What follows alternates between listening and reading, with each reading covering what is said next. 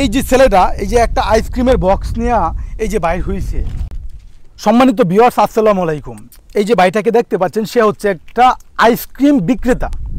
আমার দেখা মতে আমি অনেক জায়গায় যাই, এই ধরনের ছেলেরা সহযোগিতা চায়, হাত বাড়ায়। আমার মা অসুস্থ, বাবা অসুস্থ, হয়তো অনেকের দি সত্য, আবার অনেকের দি মিথ্যা। কিন্তু আমি বলতে চাই, এই যে ছেলেটা এই যে একটা আইসক্রিমের বক্স নিয়ে এই যে বাইর হয়েছে, প্রতিদিন তোমার ভাই ইনকাম কত? ম্যাক্সিমাম 300 টাকা। 300 টাকা যে ইনকাম, যে তার যে প্রতিদিন আইসক্রিম বিক্রি করে, এটা কিন্তু সৎ উপার্জন তার। সে কিন্তু চাইলে কিন্তু নানান অজুহাতে, নানান বাহানায় মানুষের কাছ থেকে ছায়া অথবা সহযোগিতা চেয়ে কিন্তু পারত এই বয়সে। কিন্তু সে তার এই শিক্ষাটা আমি মনে করি তার পরিবারের কাছ থেকে শিক্ষা। যার কারণ তার পরিবারের কাছ থেকে শিক্ষা না হলে এই রকম একটা ছেলে এই বয়সে সৎ উপার্জন করে। তুমি যে প্রত্যেকদিন তুমি কত টাকার করে আইসক্রিম কিনে আনো ভাইয়া?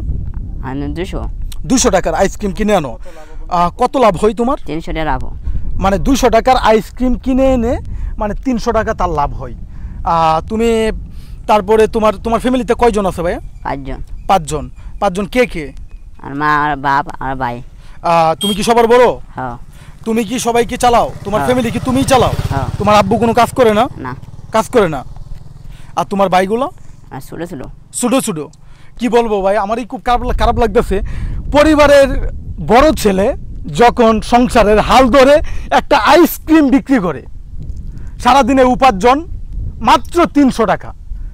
আমার যারা ভিডিওটি দেখছেন সবার কাছে অনুরোধ থাকবে, এই যে যারা খুচরা এগুলা আইসক্রিম বিক্রি করে আনাতে কানাতে, সবাই এদের কাছ থেকে কিনে খাবেন আর সবাই এদের পাশে থাকবেন।